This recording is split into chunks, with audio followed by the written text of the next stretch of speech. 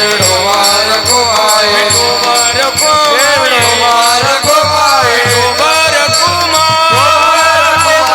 विठोबार कुमाई विठोबार कुमाई विठोबार कुमाई विठोबार कुमाई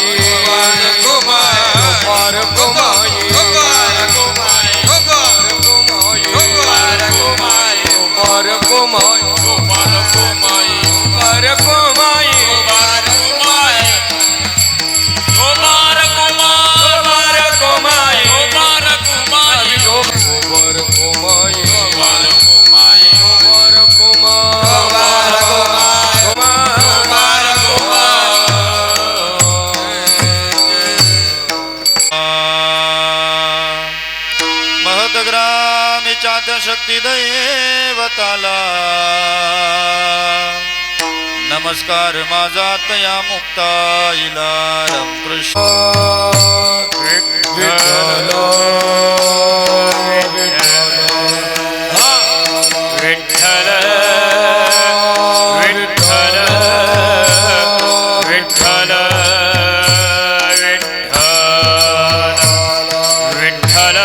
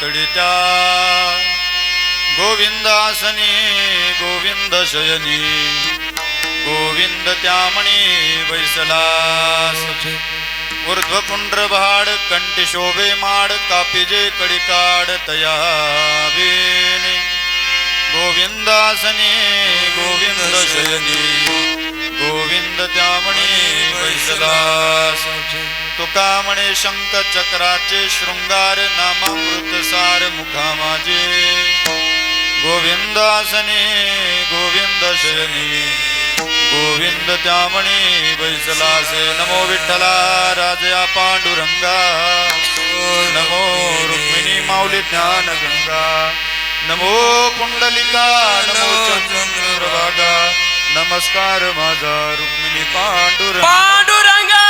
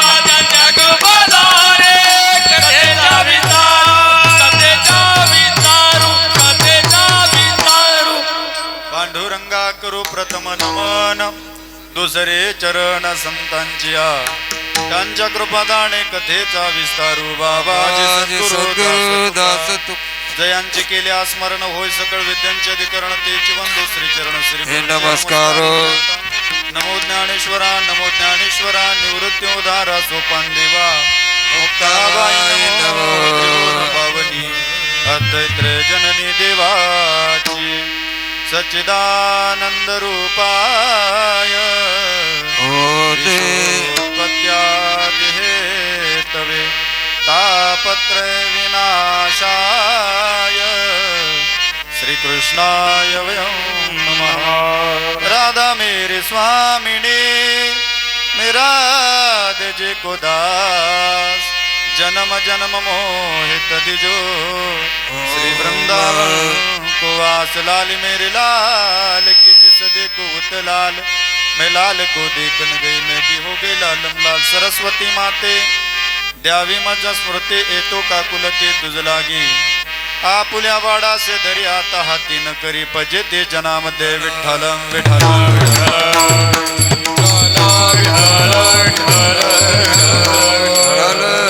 ते एक विष्णुदास जगी पाप पुण्य अंगे नातडे त्या गोविंदासनी गोविंद शैली गोविंद त्यामणी बैसला बैसलासे प्राप्त स्थळी प्राप्त वेळेला तुम्हा देववृंद श्रोत सज्जन मायबापांच्या चरणारविंद सेवा समर्पित करण्याकरता निवडलेला म्हणून दाखवलेला अभंग श्रीमंत संत श्री जगद्गुरु तुकोबराय महाराज यांचा 4 चरणांचा वैष्णवांचं अंतर्बाह्य लक्षण सांगणारा गोड चिंतनी अभंग तुम्हा देववृंद श्रोत सज्जनांच्या चरणारविंद सेवा समर्पित करण्याकरता निवडला आहे विठ्ठल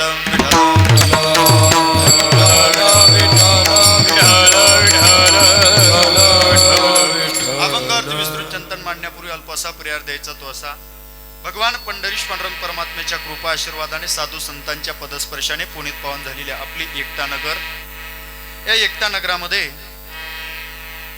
परम आदरणीय परमश्रद्धेय श्री गुरु मोठे बाबा कृष्णाजी माऊली जायखेडकर चंद्रभानजी महाराज चौधरी यांच्या आशीर्वादाने व परम आदरणीय परमश्रद्धेय आमच्या गुरुस्थानी असणारे खानदेशातील नामांकित कीर्तनकार ज्येष्ठ कीर्तनकार विनोद सम्राट आदरणीय हरिभक्तपरायण आमचे गुरुवर्य चंद्रकांतजी बाबा आर्थेकर बाबांच्या मार्गदर्शनाने चालत असलेला अखंड हरिनाम कीर्तन सप्ताहाचं हे 11वं वर्ष आणि 11व्या वर्षाची ही 5व्या क्रमांकाची सेवा माझ्या वाटेला आली माझं काहीतरी परम भाग्य समजतो विठ्ठलम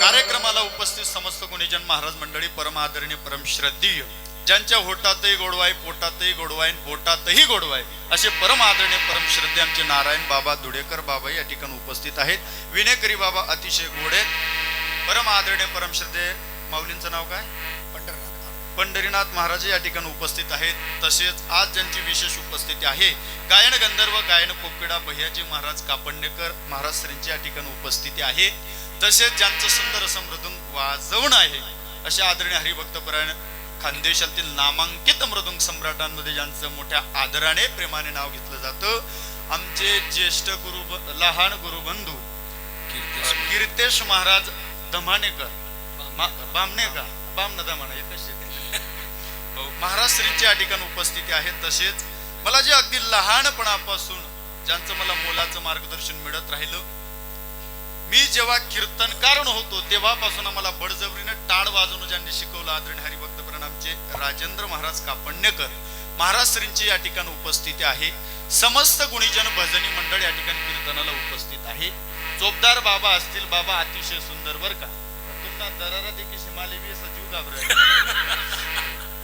फक्त मागेतून दंडा उगारच्यात नका ऐका परम आदरणीय परम श्रद्धेय सर्व गुणीजन मंडळी सर्वांच्या चरणी कोटी कोटी दंडवत संशिष्टी श्री हरी संशिष्टी शिरडाने महाराज श्रींची या ठिकाणी गोड उपस्थिती आहे तसेच आजचं कीर्तन एकदाच तुम्ही चालले जाल नवे नवे वाजवणारा जाईल गायन करणारे जातील कीर्तन करणारा सुद्धा जाईल पण ते कीर्तन राहणारे असे आदरणीय हरिभक्तपरायण आमचे परी फोटोचे मालक आमचे बंधुराज या ठिकाणी उपस्थित आहे बंधूंच्याही चरणी कोटी कोटी दंडवत कार्यक्रमाला उपस्थित समस्त गुणीजन महाराज मंडळी, आमच्या गावची मंडळी कार्यक्रमाला उपस्थित आहेत. आमचे टिका काका असतील, ईश्वर काका असतील, तसेच आमचे दिनेशांना या ठिकाणी कार्यक्रमाला उपस्थित आहेत. तसेच ज्यांच्याकडे फेटा बांधला, ज्यांची आजीवन मंदिरासाठी सेवा आहे, दादांचं नाव काय?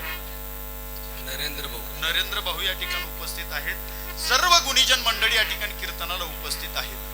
मागच्याही वर्षी इथे येण्याची सुवर्ण संधी मला प्राप्त झाली होती. याही वर्षी सर्वांचा आग्रह होता, म्हणले महाराज याही वर्षी कार्यक्रमाला या. म्हणलं काही हरकत नाही. सर्वांच्या उपस्थितीमध्ये ही कीर्तनाची सेवा आहे. परम आदरणीय परम श्रद्धेय आदरणीय चंद्रकांतजी बाबा सुद्धा या ठिकाणी कीर्तनाला उपस्थित आहेत. ऐका, वेळ भरपूर झालेला आहे. धावत्या वेळेमध्ये आपल्याला कीर्तन करायचंय. या अभंगाच्या द्वारा जगद्गुरु श्री तुकोबराय वैष्णवांचं अंतर्बाह्य लक्षण सांग. आई काका, मानवी जीवनाची सफलता ही आत्मसाक्षात्कारात आहे. आपण कोण आहोत, कुठून आलेलो आहोत याचा शोध आणि बोध घेणे मानवाचं खरं कर्तव्य.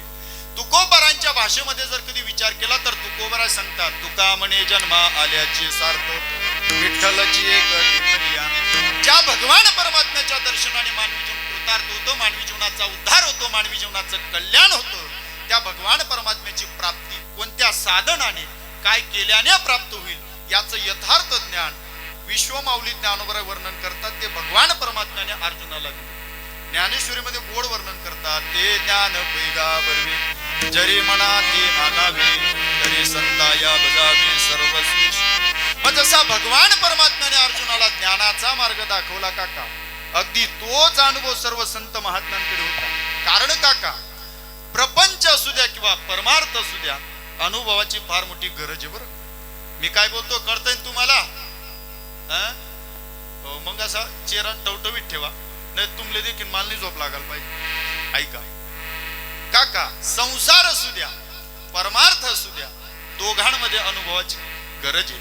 अनुभव नसेल तर तुमचा प्रपंचही होणार नाही, अनुभव नसेल तर परमार्थ सुद्धा होणार नाही. मला सांगा बरं, पटण्याकरता गोड उदाहरण सांगतो. मी इकडचे तिकडचे उदाहरणं सांगणार नाही. मी फक्त अभंगाला अनुसरून कीर्तन करेल. बरं का, लक्ष देऊन ऐका. प्रपंचामध्येही अनुभव लागतो.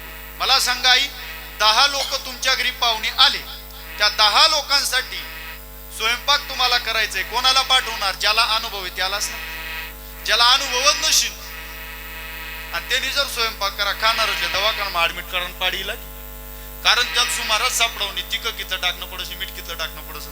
कारण सांगण्याचं तात्पर्य एकच काका, स्वयंपाक करण्याकरता सुद्धा अनुभव लागतो. अनुभवाशिवाय स्वयंपाक सुद्धा होत नाही. बघा, छोटस उदाहरण सांगतो. आमच्या कापडण्यासारख्या गावामध्ये, खेडगाव कापडण्यासारखं गाव, आणि त्या गावामध्ये त्या कापडण्याचे 2 महाराज आहेत म्हणून ते नाव लिहिलं बुवा मी असं. ऐका, आपल्या धुळ्यासारख्या सिटीतली मुलगी, अनुभवावरनं बोलतोय बरं का, लक्ष देऊन ऐका. आपल्या धुळ्यासारख्या सिटीतली मुलगी, श्रीमंत घराण्यातली मुलगी, त्या मुलीने आयुष्यात कधी किचन पाहिलं नाही. भांडे धुण्यापासून स्वयंपाक करण्यापर्यंत सर्व तिच्या घरामध्ये कामगार होते. कोट्यावधीची श्रीमंती तिच्या वडिलांची. अशी मुलगी कापडण्यासारख्या गावामध्ये देण्यात आली. त्या कापडण्यातील एका सासूबाईने तिला सांगितलं, म्हणले सुनबाई एक काम कर, लग्नाचे 2-3 दिवसापासून गोडधोड खाऊन जीवाला कंटाळा आलेला आहे. एक काम कर, मस्तपैकी मसाल्याची खिचडी करून टाक. काय? मसाल्याची खिचडी करून टाक. मसाला खिचडी नाव आहे की भीती बहिणी उलटा काम झाली. काय म्हणे, मी बापे जन्म कधी किचन देखील नाही, बहिणी ती खिचडीनं ऑर्डर दिली, काय करू? त्यावेळेला काका तिने लगेच तिच्या आईला फोन केला आणि तिच्या आईला सांगितलं, म्हणले आई मी आयुष्यात कधी किचन पाहिलं नाही आणि माझ्या सासूबाईने मला खिचडी बनवण्याची ऑर्डर दिली, काय करू? तिच्या आई हुशार होती, म्हणे बेटा काळजी करू नको, तुझ्या बॅगेमध्ये पाकशास्त्राचं पुस्तक ठेवलेलं आहे. मला माहित होतं तुम्ही जशी आठे बोंब पडली तशी तठी बी पडवली. त्यावेळेला काका पाकशास्त्राचं पुस्तक मुलीने उघडलं, अनुक्रमानिका पाहिली, पहिल्याच क्रमांकाला खिचडीची रेसिपी. त्या मुलीने बरोबर ते साहित्य वाचून घेतलं. एवढी एवढी डाळ, एवढे एवढे तांदूळ, एवढे एवढे तिखट, एवढं एवढं मीठ बरोबर वाचून घेतलं. कमी बी नाही आणि जास्त बी नाही. पण त्याच्या खाली लिहिलेलं होतं कृती. कृतीमध्ये लिहिलेलं होतं चूल पेटवणे. आई बहिणी आयुष्यामध्ये चुला पेटाळलेलं नाही, हिने फुकी पाकी चुला ते पेटाळली लिहिला. पण त्याच्या खाली लिहिलेलं होतं पातेल्याला बुंद लावणे. आणि त्या लिखणारल्या आई यातपड झालं होतं बुंद बाहेर ते लावाना का मजमाईन लावाना अशी. त्यावेळेला काका ऐका ना, या मुलीने विचार केला, ज्या अर्थी खिचडी पातेल्यामध्ये टाकली जाते त्या अर्थी बुंद पण मजमाईन लावलं पडली. हिने बाहेर तीन राहू दिली मजमाईन बुंद लाई दिली. हो, सांगण्याचं तात्पर्य, ज्या वेळेला तिची सासूबाई जेवायला बसल्यानंतर काका ती सासूबाई तिला सांगायला लागली म्हणे, सुनबाई खिचडी नेमकी तांदूळशी टाकेल शे का मातीने टाकेल हौद अंदाज लागीन राहिला म्हणे. माझा दृष्टांत संपला, सिद्धांताकडे या. मला सांगा आई, तुम्ही नेमका टाळ्या वाजेस आवदिना काव सांग खसडणार ते समजून राहिले. ऐका, लक्ष देऊन ऐका. विठाला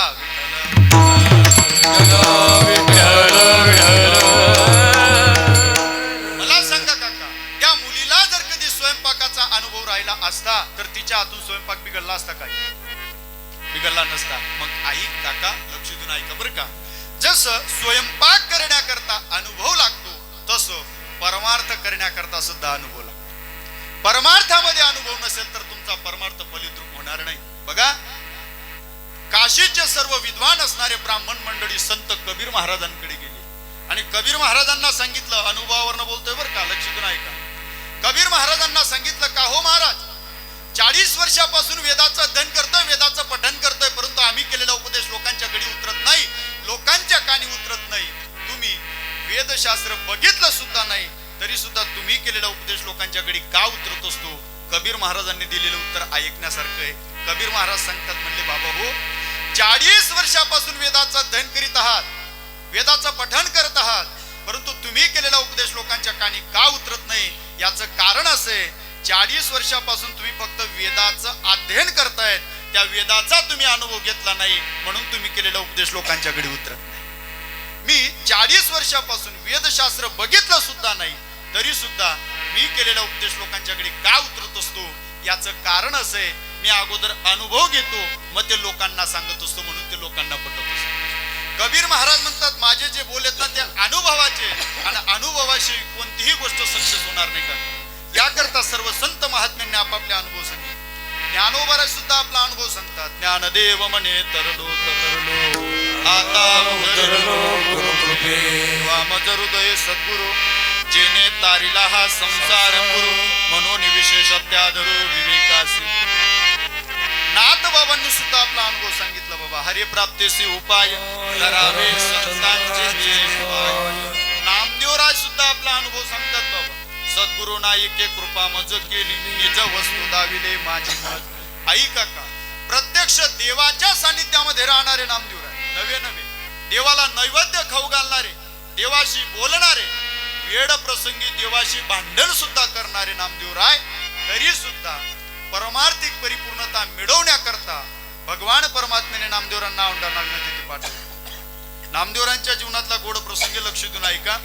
यदा कदाचित तो प्रसंग तुम्ही आजपर्यंत ऐकला नसेल बाबा, कारण ऐका, तो प्रसंग तुम्ही ऐकलाच नसेल. मी एका विद्वान कीर्तनकारांच्या मुखातनं ऐकलेला आहे, विकासानंदजी महाराज मिसाडे यांच्या मुखातनं ऐकलं बरं का.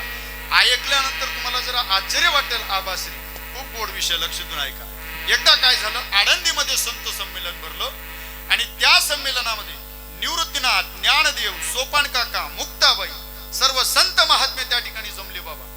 आणि नामदेवरायांनाही बोलवण्यात आलं. नामदेवरायही आले, पण नामदेवराय आल्यानंतर एका जागी बसले. नामदेवरायांना सर्वजण नमस्कार करत होते, पण नामदेवराय कोणाला नमस्कार करत नव्हते. आणि आपल्या वारकरी संप्रदायाचा नियम काय बाबा, पंढरीच्या लोका नाही अभिमान पाया पडे जन एकमेका, एवढं सामर्थ्य आहे असा नियम आहे. परंतु नामदेवरायांनी तसं न करता तसेच बसलेले राहिले. त्यावेळेला मुक्ताबाईने हे दृश्य पाहिलं आणि मुक्ताबाईने विचार केला, म्हणले देवाच्या जवळ राहून सुद्धा यांच्या अंतःकरणातला अहंकार गेला नाही, देवाच्या जवळ होते तरी अहंकार गेला नाही. बाबा जीवनामध्ये लक्षात ठेवा, तुमच्याकडे कितीही विद्वत्ता असेल पण तुमच्या अंतःकरणामध्ये अहंकार भरलेला असेल तर तुमच्या विद्वत्तेला किंमत नाही, विद्वत्तेला किंमत नाही. म्हणून विद्वत्तेचा अहंकार करू नका, पैशाचा अहंकार करू नका. नामदेवरायांचं हेच चुकलं. आणि मुक्ताबाईने गोरोबा काकांना बोलवलं, म्हणे आता नामदेवराची परीक्षा घेतली पाहिजे. मुक्ताबाईने गोरोबा काकांना बोलवलं, काका या ठिकाणी एवढे मडके जमलेले आहेत, यांच्यामध्ये कच्च कोण पक्क कोण याची परीक्षा घ्या. त्यावेळेला बाबा गोरोबा काकांनी हातामध्ये थापटणं घेतलं आणि परीक्षा घ्यायला सुरुवात केली. तुम्ही म्हणाल महाराज नामदेवरायांनी गोरोबा काकांनाच का सांगितलं परीक्षा घेण्याचं? तर काका मडक कच्च आहे का पक्क हे फक्त कुंभारालाच कळतो. गोरोबा काकांनी थापटणं घेतलं. निवृत्तीनाथ, ज्ञानदेव, सोपान काका, मुक्ताबाई मुक्ताबाई चारही भावंडांच्या डोक्यावरती थापटणं मारलं बाबा. पण चारही भावंड पक्के भाजलेली होती. आणि जेव्हा नामदेवरायच्या डोक्यावरती थापटणं पडलं, नामदेवरायांचा जीव कासावीस झाला, रडायला लागली. डोळ्यातनं अश्रूच्या धारा वाहू लागल्या. मुक्ताबाईला गोरोबा काकांनी आरू दिली. म्हणले आई साहेब हे मडकं कच्च आहे बर का. आई साहेबांनी सांगितलं, म्हणले काका कच्च मडकं पक्क करण्याकरता काय करावं लागतं. म्हणे काहीच नाही करावं लागत, त्याला भाजावं लागतं म्हणते. एवढं म्हटल्याबरोबर नामदेवराय जो पडत सुटले गोइंग टू डांगेडांग डायरेक्ट पंढरपूरला गेले. पांडुरंगाला सांगितलं, देवा अरे ते संत मला कच्च ठरवत आहेत, सांग ना देवा मी खरंच कच्चा आहे का. भगवंत म्हणे नामा तू खरंच कच्चा आहे. काय खरंच कच्चा आहे. त्यावेळेला बाबा नामदेवरायांनी देवाला विचारलं, देवा मी कशावर कच्चा आहे. भगवंत म्हणे वेळ आली का तुला सर्व कळेल. म्हणले असं. म्हणे हो. एके दिवशी बाबा नामदेवराय चंद्रभागेच्या स्नानाकरता गेले आणि ही संधी भगवंताने साधली बाबा. ही संधी भगवान परमात्म्याने साधल्यानंतर भगवान परमात्म्याने घिसाड्याचं रूप घेतलं. हे जरा तुम्ही ऐकलं नसेल बर का, हे तुम्हाला आश्चर्य वाटेल. इथे जरा घिसाड्याचं रूप घेतलं, रुक्मिणी मातेला पत्नी बनवलं. आणि भगवान परमात्मा एकटे नाही गेले बाबा, सोबत एक गाढव घेऊन गेले, 4 कुत्रे घेऊन गेले, 6 बोकड घेऊन गेले आणि 18 कोंबडे घेऊन गेले. एवढा सर्व लवाजवा घेऊन भगवान परमात्मा चंद्रभागेच्या वाळवंटात गेले. रुक्मिणी आई साहेबांना सांगितलं, म्हणले चूल मांडली, चुलीवरती हंडी ठेवली. हंडीमध्ये रुक्मिणी आई साहेबांनी म्हणजे त्या घिसाड्याच्या पत्नीने घिसाड्याला आरोटी दिली. मालक सांगा स्वयंपाक काय करू. मालक म्हणे काहीच करू नको, ते गाढव दिसतं कापून हंडीमध्ये टाक. कापलं, उचललं गाढव, कापलं, हंडीत टाकलं, हंडी भरली नाही.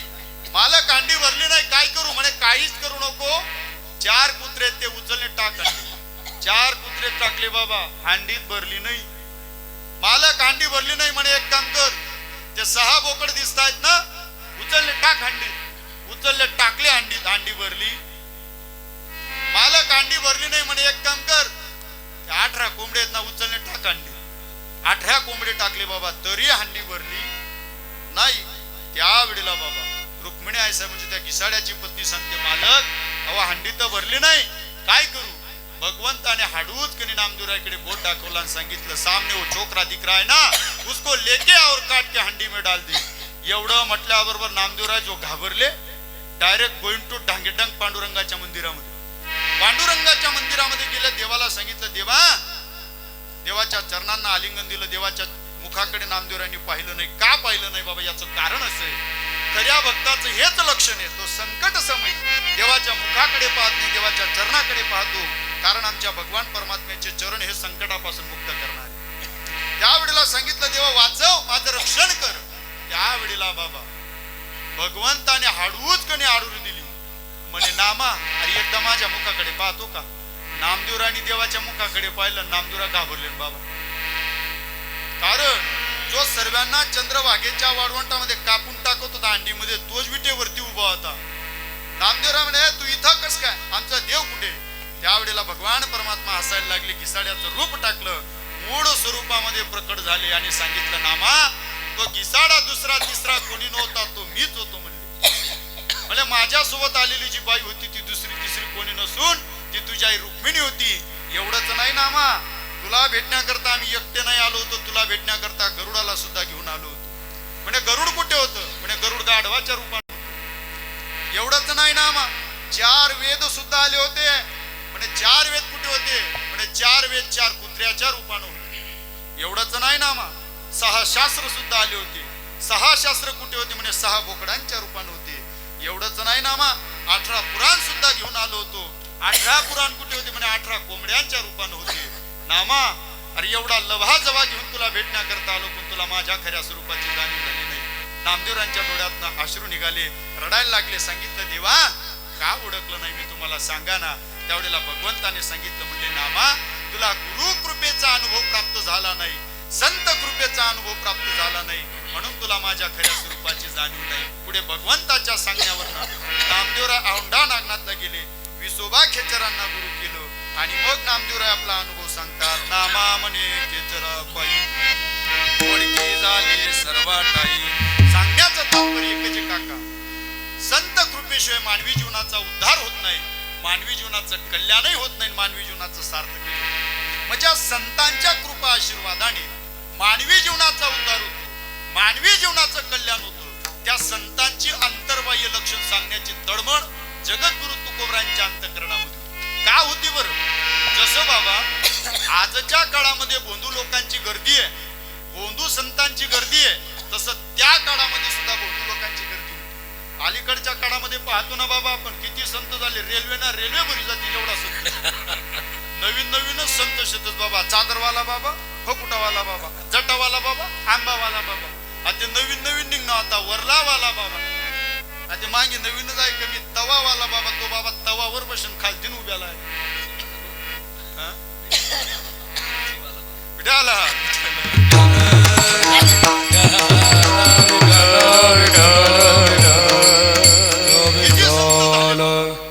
एवढे साधू झाले, यांच्यामध्ये साधू कोणाला म्हणावं, संत कोणाला म्हणावं, हाच प्रश्न आहे बाबा. संत ओळखावा कैसा,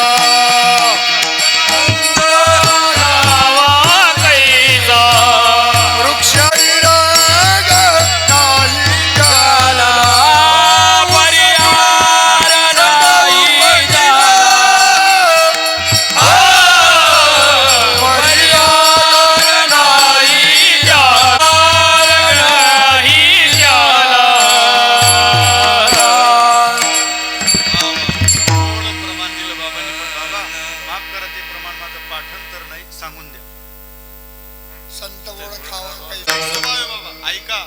जे मला येत नाही ते मी समोरच्या व्यक्तीला विचारतो. काही दाबी मारतो, दाबी नाही मारतो. ऐका, विषय कुठे चालू होता आपला, संत कोणाला म्हणावं, साधू कोणाला म्हणावं, हा सर्वात मोठा प्रश्न आहे बाबा. बरेच लोक म्हणतात महाराज ते गावामध्ये भगवे कपडे घालून भिक्षा मागतात, त्यांना साधू म्हणावं. त्यांना सुद्धा साधू म्हणता येत नाही बाबा. कशावरनं बरं? माझ्या जीवनातला अनुभव सांगतो बाबा, लक्ष देऊन ऐका. आमचं गाव आता हायवेच्या जवळ असल्यामुळे तिकडनं ते आग्रा वगैरे त्या साईडनं येतात. ते आता प्रयागवरनं एक साधू आला आणि आमच्या गावामध्ये एक बाई एवढी उपाधी कोरे, चंद्रकांत बाबा तुम्ही 4-5 वर्षापासून येत आहेत आमच्या गावाला, त्यावेळेला एवढी उपाधी कोरे, नुसतं कुत्र तिनं अंगणमा चालणं गे 6 महिना मका सापडे ना, त्यानं तंगड मोडाशी राहत कौट कोबरामान ती बहीण मा काहीच फरक नाही. एक साल नंदुरबारनी जरीला पांडी चांगली मिरची, इतकी खतरनाक आहे ती बहीण. इस्तोले हात मादरेल परवडच, पण ती बहीण नावलेल परवडत. तिने सासूची सेवा केली नाही, सासऱ्याची सेवा केली नाही, दीरजेट कोणाचीच सेवा केली नाही. आणि अशी ती माता घरातलं सर्व कामधंदा अरुण अंगणामध्ये बसलेली होती. तिकडनं प्रयाग साईड कडनं एक भगवी लुंगी घातलेला, अंगावरती उपरणं टाकलेला, प्लास्टिकना रुद्राक्षाची माया घालेल, मोठमोठ्या जटा प्लास्टिकना चिटकायल, आणि आला तो मस्तपैकी. तो आधी हिंदी मा बोले, मला हिंदी जमत नाही. आमची हिंदी म्हणजे अशी, हमारे गाव में इतना पाणी पडा, डाबुरले वर्ग नाम कोल्हे के कोल्हे राहिले, अशी आमची हिंदी बाबा. आमची मराठी सुद्धा ठिकाणवर नाही हो, आमची मराठी सुद्धा ठिकाणवर नाही. आमच्या गावामध्ये एका जणाचा अपघात झाला, त्याला बघायला गेलो. म्हटलं दादा अपघात कस काय झाला? तो म्हणे काय नाही हो बाबा, वाकडांवर फाकडायला गेलो, कंडाळून दिली. अशी मराठी बाबा, आपले लक्ष देऊन ऐका. त्यावेळेला ऐका बरं का, तो साधू आला, त्या आईजवळ उभा राहिला. ती आई कोण होती? 1 नंबरनी उपाधीखोर, भांडणखोर. आणि तिच्या जवळ गेला आणि तिला सांगितलं म्हणे, माय तू भलते गुणवान से म्हणे, माय तू भुक्याने भूक जानस, दिशाने तीन जानस, माय तू उपाशी बोलले जाऊ देत नाही. देरजेट ना करता भरपूर करत तुम्ही, पण देरजेटने तुम्ही जाणीव करी नाही. सासू सासरांनी भरपूर सेवा करी, पण सासू सासरांनी तुला वेगळी प्रीती दिली. माय तू स्वतःले साधारण समजू नको. अमावस्या पौर्णिमा उनिका माय तुना कन करस म्हणी, माय तुले झोप लागत नाही म्हणे, माय भाकरले तू कास का, तुले भाकर कासाय तुले कळत नाही म्हणे, माय तू स्वतःले साधारण समजू नको. तुना अंगवर कुलदेवताने छाया से म्हणे, माय. आता खरंच सांगा बाबा, एवढं जर त्या भाऊची बहीण वर्णन करती तर ती बहीण किती खुश झाली असेल. बहीण यांनी हळूच कने अंदाज लावला बाबा, माय खुशबू जार मैंने बाकीस कन सांग माँ बाबा, काशी को जा रहा है तेरे नाम से भंडारा लगाएगा, देती के कुछ दाल चावल. मायनी मांगला पुल्ला कसानाच विचार करा नाही. अर्धी गुंटी तांदूळ, अर्धी गुंटी घेऊन दी टाकी. त्यांनी त्या दोन्ही गोंट्या उचल्या, आमच्या गावाच्या बाहेर एक दुकानावरती गेला, पिऊन झोपून राहिला. यांना साधू म्हणा, वरमाजाने तो पारिखे, वरमाजाने तो पारिखे, वरमाजाने तो पारिखे, दोन दिवस दिसती सारिके दोन्ही दिसती सारिके दोन्ही दिसते सारी परमादान तो पारिके परमादान मारिके ओ वर्मजाने तो पारी वर्मजाने तो पारी गे दोन्ही दिसती सारखी वर्म जाणे तो पारखी. कीर्तन करायला कीर्तन करत असताना जर कधी योग्य वेळेला योग्य प्रमाण गायक मंडळीने दिलं तर आमचे गुरुजी सांगतात कीर्तनकाराच्या बुद्धीला ज्ञानाचा पाझर पडतो. असे प्रमाण खरंच बाबा, अशी मंडळी जर कधी कीर्तनामध्ये राहिली आनंद येतो. पण ह्या मंडळींचं जीवन खूप त्यागाचं असतं बाबा. यांना जेवण सुद्धा सांभाळून करावं लागतं. काही काही सुमारा सापडत नाही कितलं कावून कितलं बोला असं. माझ्या इकडे नांदगाव तालुक्यामध्ये कीर्तन होतं बाबा. गावनं नाव सांगत नाही, कोणा उपाधी कोण याई बनी कोण उपाधी करली. पहिले मी दणका कावा ना कॅपॅसिटी ना बुवा एकच थाप दिली तुम्हाला सप्ता उठीची तरी मी उठवली. त्यावेळेला बाबा गेलो मस्तपैकी कीर्तनाला. सकाळ सकाळी पोहोचलो, त्यांनी मला नाश्त्याला बोलवलं. आता मी त्या गायक मंडळींना आग्रह केला, ते माझ्यासोबत आले. आल्यानंतर बाबा आधी त्या भाऊ सुमारा पाहिजे ना आपली गायन करणं बरं. त्यांनी गयाला पण पोहे खायली मस्तपैकी कीर्तन सुरुवात झालं. आणि कीर्तनामध्ये मी गौडणीचा विरह प्रसंग सांगत होतो. समाज रडत होता, मीही रडत होतो. आणि त्या भाऊली एवढं सुद्धा बांधरायनं नाही आपण कीर्तन माहित असं. समोर माईक होता आणि माईक चालू होता आणि याने चालू माईक ना जोरमा डर दिली. असं काय कामाचं. ही मंडळी चांगली महाराज. विषय पुढे चालू होता आपला. ऐका. दोन्ही दिसती सारखी वर्म जाणे तो पारखी. हो, ज्याला ही पारख खडाली तो ज्या जगामध्ये सिद्ध झाला आणि त्याला ज्या जगामध्ये संत भेटतील. ऐका, साधू कोणाला म्हणावं बाबा. भगवे कपडे घालून येतात त्यांना सुद्धा साधू म्हणता येत नाही. मग महाराज जे कीर्तन करतात त्यांना साधू म्हणावं. आम्ही संत तोची जाना जगी संत तोची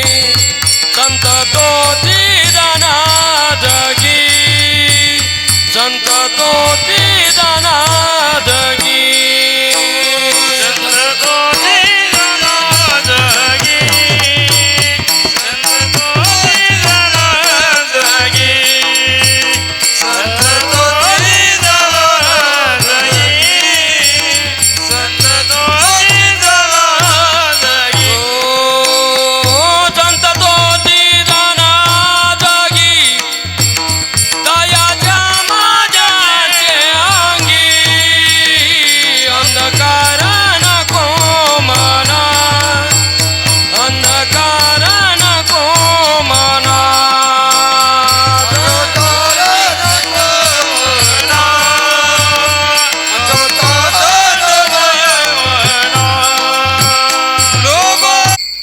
गोड प्रमाण दिलं आमच्या काकाचं.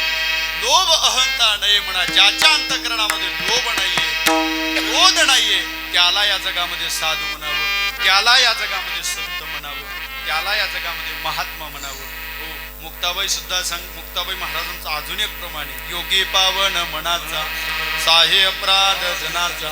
संपूर्ण जगताचा अपराध सहन करण्याची ज्याच्या जवळ सहनशीलता आहे त्याला या जगामध्ये साधू म्हणावं. त्याला या जगामध्ये योगी म्हणावं. अरे किती क्षमा किती शांती या संत महात्म्यांकडे असते. लक्ष देऊन ऐका बरं का. जगद्गुरु तुकोबरायांना मंबाजी बुवाने बोरीच्या काठीने मारलं. एवढं मारलं एवढं मारलं एवढं मारलं तुकोबरांचं संपूर्ण शरीर रक्तबंबाळलं. एवढंच नाही बाबा, काठी कुठंच तो मारलं, लाथा बुक्यांनी मारलं. परंतु तेच तुकोबराय संध्याकाळी कीर्तनाला उभे राहतात. मंबाजी बुवा दिसत नाही तर तुकोबरायांनी टाळकऱ्यांना सांगावं भजन चालू ठेवा, आताच मंबाजी बुवाला घेऊन येतो. तुकोबराय मंबाजी बुवाच्या घरी जातात. ते सांगतात बुवा कीर्तनाला चला ना. बुवा उठत नाही. सांगितलं महाराज तुम्ही कीर्तनाला काय येत नाही मला माहिती आहे. दुपारी तुम्ही मला मारलं, तुमचे हातपाय दुखत असेल, आणा तुमचे हातपाय चेपून देतो. विचार करा. अरे ज्या माणसाने जनावरासारखं मारलं त्याच माणसाचे हातपाय जगद्गुरु तुकोबराय चेपतात. याचं कारण एकच होतं, योगी पावन मनाचा साहे अपराध. ऐका, ज्या विश्वमाऊली ज्ञानोबरांचं नाव घेतल्याबरोबर साधारण व्यक्तीला सुद्धा लोक पाया पडतात. त्याच्या अर्ध्या रात्रीला त्याच्या हातामध्ये पाकिट देतात, नारळ देतात. त्या ज्ञानोबरांना समाजाने किती त्रास दिलेला या गोष्टीचा आपल्याला विचार करावा लागेल. बाबा ऐका, कीर्तन म्हणजे निवड हसवण्याचं साधन नाही. ज्या संतांनी ही कीर्तनाची परंपरा लादून दिली ना, त्या संतांच्या जीवन चरित्राकडे सुद्धा आपण विचार केला पाहिजे, त्यांचाही विचार केला पाहिजे. अरे ऐका, विश्वमाऊली ज्ञानोबरांना समाजाने किती त्रास दिला. अरे संन्यासाची पोरं म्हणून ज्ञानोबरांना बोलत होते. एवढंच नाही बाबा, आता कोणीच बोलू नका बघा मध्ये.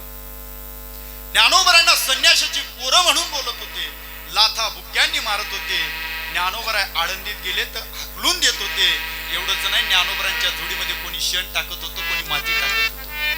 एवढंच नाही बाबा, इंद्रायणीमध्ये माझ्या माऊलीने स्नान करावं तर लोकांनी म्हणावं इंद्रायणी वाटवली. अरे ज्या ज्ञानोबरायचं दर्शन घेण्याकरता हा समाज 2-3 तास पर्यंत रांगेत उभा राहतो ना, त्याच ज्ञानोबरांना एकेकाळी या समाजाने नुसतं समोर सुद्धा येऊ दिलं नाही, समोर सुद्धा येऊ दिलं नाही. विचार करा किती त्रास या समाजाने ज्ञानोबरांना दिला असेल. लाथा बुक्कांनी मारावं, मधुकरी घेण्याकरता जर आळंदीत गेले, कुणी शेण टाकावं, लहान मुलांना मारायला सांगावं. सावली अंगावरती पडली तर लोक म्हणत होते विटाल लागला आम्हाला, या कार्ट्यांची सावली पडली. संन्यासाची पोरं म्हणून हिनवत होते. एवढंच नाही, ऐन लहानपणी बालपणी माझ्या विश्वमाऊली ज्ञानोबरांच्या आई वडिलांचा हात डोक्यावर न गेला. याचं कारण फक्त हा समाज, एवढा त्रास या समाजाने दिला. ऐका, दिवाळी सारखा प्रसंग होता. आळंदीमध्ये आनंदाचं वातावरण होतं. प्रत्येकाच्या घरी दिवे लावले होते. कोणाच्या घरी गोडधोड अन्न शिजत होतं. आणा तो डोळ्यासमोर, आणा तो प्रसंग. माझ्या ज्ञानाबाईला किती त्रास या समाजाने दिला असेल, विचार करण्यासारखी गोष्ट. आळंदीमध्ये आनंदाचं वातावरण आहे. कोणाच्या घरी नवे कपडे घातले जात आहेत, कोणाच्या घरी दिवे लावले जात आहेत, कोणाच्या घरी गोडधोड स्वयंपाक होतोय. परंतु बाबा, सिद्ध बेटावरती असणारी जी छोटीशी कुटिया होती ना, त्या कुटियेमध्ये एक चेंबर तेल सुद्धा दिवा लावण्याकरता विचार करण्यासारखी गोष्ट. माझ्या निवृत्तीनाथांनी विचार केला, अरे मी उपाशी झोपलो ना चालेल, पण माझे लहान बहीण भाऊ आहेत ना, त्यांना उपाशी झोपू देणार नाही. जोडी घेतली, आळंदीमध्ये आले. आणि आळंदीमध्ये आल्यानंतर काका घरासमोर उभं राहावं आणि माझ्या निवृत्तीनाथांनी सांगावं ओम भवती भिक्षाम देही. एवढं म्हटल्याबरोबर घराचा उघडलेला दरवाजा बंद व्हावा. विचार करण्यासारखी गोष्ट आहे.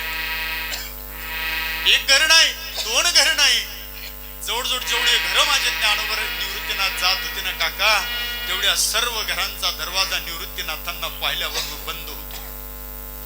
कोणीतरी दयाद्रांत करण्याच्या व्यक्तीने माझ्या निवृत्तीनाथांच्या जोडीमध्ये 3 वस्तू टाकल्या बाबा. माझ्या निवृत्तीनाथांनी जोडीकडे पाहिलं नाही. जशी आई लेकराला उराशी लावते ना, तसं माझ्या निवृत्तीनाथांनी ती जोडी उराशी लावावी. वाऱ्याच्या वेगानं सिद्ध बेटाकडे पडत होती. सिद्ध बेटावरती पोहोचले, कुटेमध्ये गेले, जोडी उघडून पाहिली. 3 वस्तू दिसल्या. हरभऱ्याची डाळ होती, गुळाचा कडा होता आणि गव्हाचं पीठ होतं. हे पाहिल्याबरोबर माझ्या निवृत्तीनाथांच्या डोळ्यामध्ये गडागडा अश्रूंच्या धारा आल्या. मुक्ताबाईने विचारलं, दादा का रडतात तुम्ही, काय झालं तुम्हाला, सांगा ना दादा. दादा, जेव्हापासून मायबाप गेले ना दादा, तेव्हापासून आमच्या डोळ्यात तुम्ही अश्रू येऊ दिलं नाही दादा. आमची आई तुम्हीच होतात दादा, आमचा बापही तुम्ही होतात दादा. परंतु आज तुम्ही का रडतायत दादा. दादा, तुम्हाला आईची आठवण आली का दादा. दादा, तुम्हाला बाबांची आठवण आली का दादा. म्हणजे निवृत्तीनाथांनी सांगून, नाही ग मुक्ता, अगं त्यांच्या आठवणीत जर रडलो तर तुम्हाला कोण सांभाळेल. पण ही जोडी बघून मला आठवण आली ग. त्या जोडीमध्ये जे साहित्य ना, त्या साहित्याने आपल्याला मांडे बनवून खाऊ घालायची. माझ्या चिमुकल्या मुक्ताबाईने सांगावं, दादा अरे जेव्हापासून माय गेली ना, तेव्हापासून शिळी पुरणाची पुडी तर जाऊ दे, शिळी भाकर सुद्धा समाजाने दिली नाही आपल्याला. म्हणजे चिमुकली मुक्ताबाई निवृत्तीनाथांना सांगते, दादा रडू नका ना, मला मांडे खाण्याची इच्छा झाली, मी जाते ना कुंभारवाड्यामध्ये, कापर घेऊन येते आणि तुम्हाला मांडे तयार करून दाखवतो. दादा रडू नका ना दादा. माझी चिमुकल्या मुक्ताबाईने काका कुंभारवाड्यामध्ये जावं, कापर घेऊन यावं. आणि ज्या वेळेला ते कापर त्या ठिकाणी घेऊन येत असताना वाटेमध्ये विसोबा काकाने अडवावं आणि विसोबा काकाने सांगावं, काय ग संन्याशाची कार्टी, सकाळी सकाळी सणासुदीच्या दिवसाला तुझं दर्शन झालं, माझा दिवस खराब झाला, मला विटाळ लागला, 5 वेळा मला इंद्रायणीचं स्नान करावं लागेल. अभद्र शब्दांनी बोलायला लागला. विचार करण्यासारखी गोष्ट आहे. मुक्ताबाई सांगते, काका अहो काय पाप केलं आम्ही, काय झालं, असं का बोलतात तुम्ही, आम्हाला बोलू नका ना. एवढं म्हटल्याबरोबर त्या विसोबा काकाने त्याच्या दगडासारखे कडक झालेले हात माझ्या मुक्ताबाईच्या कानफटीत जोरात मारले. माझ्या मुक्ताबाईच्या कोड्या कोड्या गालावरती त्या दगडासारखे कडक झालेले हात उमटले. माझ्या मुक्ताबाईच्या हाताचं कापर खाली सुटलं, कापराचे तुकडे झाले. माझ्या मुक्ताबाईने 2 हात गालाला लावावे आणि सिद्ध बेटाच्या दिशेने माझी मुक्ताबाईने जावं. ज्ञानोबराने विचारावं, काय ग मुक्ते, काय झालं तुला, का रडते तू. त्यावेळेला माझ्या मुक्ताबाईने सांगावं, दादा विसोबा काकाने मारलं. मला विसोबा काकाने मारलं ना याचं मला राग नाही, माझा बाप राहिला असतं मला मारलं असतं. पण दादा मला एकच वाईट वाटतं रे, माझ्या मोठ्या दादाने, निवृत्ती दादाने एवढ्या दिवसामध्ये मला माझ्याकडे काहीच मागितलं नाही, फक्त माझ्याकडे मांडे खाण्याची इच्छा प्रकट केली. मांडे तयार करण्याकरता खापर लागत होतं, ते खापर घेण्याकरता गेली. विसोबा काकाने ते खापर फोडून टाकलं, याचं मला दुःख वाटलं, मारण्याचं मला दुःख नाही. त्यावेळेला ज्ञानोबरांनी सांगावं, मुक्ता काळजी करू नको, तुला मांडे तयार करायचे ना, मांडे तयार कर, तुला मांडे भाजून दाखवतो. माझ्या ज्ञानोबरांनी योग आग्नीने जठर अग्नी प्रज्वलित करावा, पाठ तव्यासारखी लालबुंद करावी आणि माझ्या मुक्ताबाईने ज्ञानोबराच्या पाठीवरती मांडे भाजावे. विचार करण्यासारखी गोष्ट आहे बाबा, विचार करण्यासारखी गोष्ट आहे. अरे साधं मातीचं खापर सुद्धा या समाजाने विश्वमाऊली ज्ञानोबरांना दिलं नाही, एवढा त्रास या समाजाने ज्ञानोबरांना दिला. जर ज्ञानोबरांनी विचार केला असता बाबा, तर त्रास देणाऱ्या मंडळींना क्षणात जाडून भस्म करण्याची ताकद विश्वमाऊली ज्ञानोबरांकडे होती. परंतु बाबा ज्ञानोबरांनी तसं न करता उलट ज्या समाजाने त्रास दिला त्या समाजाचा संसार सुखाचा करण्याची प्रतिज्ञा करतात. अवघाती संसार सुखाचा करीन, अवघाती संसार सुखाचा करीन. आनंदे भरीन तिन्ही लोक, आनंदे भरीन तिन्ही लोक.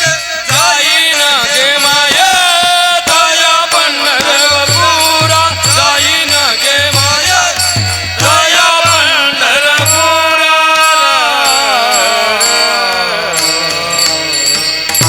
विचार करण्यासारखी गोष्ट आहे काका. एवढा समाजाने त्रास दिला तरी सुद्धा विश्वमाऊली ज्ञानोबराय समाजाकरता म्हणतात, अवघाचे संसार सुखाचा करी, आनंदे भरीन तिन्ही लोक. याचं कारणच एक होतं बाबा, ते कारण म्हणजे फक्त आणि फक्त योगी पावन मनाचा साहेब संपूर्ण जगताचा अपराध सहन करण्याची सहनशीलता त्या संतांकडे असते. म्हणून 8 वेळा येऊन थुंकला तरी राग आला नाही. एकनाथ महाराजांना बाजून करा, जयेश महाराज उभं करा बरं. बाबा माझ्या जीवनातला अनुभव सांगतो. माझं साक्री तालुक्यात कीर्तन होतं, गावाचं नाव नाही सांगत. पूर्वी माझ्याकडे गाडी नव्हती, नारायण बाबा बसने फिरायचो. आता साक्रीला उतरल्यानंतर त्या मंडळीला मी फोन केला, म्हटलं दादा मला घ्यायला या. त्यांनी एका मुलाला पाठवलं घेण्याकरता, त्याने मला गाडीवरती बसवलं. त्या मुलाला गुटखा खाण्याची सवय होती. गाडी वाऱ्याच्या वेगानं प्रारंभ झाली, सुरू झाली, गाडी हायवेने जायला लागली. त्याने तोंडात इमल टाकली, तो गुटखा टाकला आणि त्याला थुंकी आली की दर 2 मिनिटाला थुंकायचं आणि ते शिंतोडे माझ्या अंगावरती उडायचे. त्याला पहिल्यांदा सांगितलं, दादा माझ्या अंगावरती उडतायत ना. हो महाराज काय हरकत नाही. अजून पुढे गेला, अजून थुंकला, अजून माझ्या अंगावरती उडले. एकदा नाही, दोनदा नाही, 3दा झालं. पण 4थ्यांदा ज्या वेळेला तो थुंकायला लागला, मला एवढा भयंकर राग आला, पायातली चप्पल खाली पाठीवरती जोरात मारणार. तेवढ्यात माझं लक्षात आलं, जयेश महाराज सावधान. नाथ महाराजांच्या अंगावरती 108 वेळा थुंकला तरी राग आला नाही. त्याच नाथ महाराजांच्या अभंगावरती कीर्तन करून पोट भरणारे 3च वेळा थुंकला तरी एवढा राग आला. हो, सोपं गोष्ट नाही बाबा. संतांमध्ये ना आमच्यामध्ये फार जगिला सत्पती, जगिला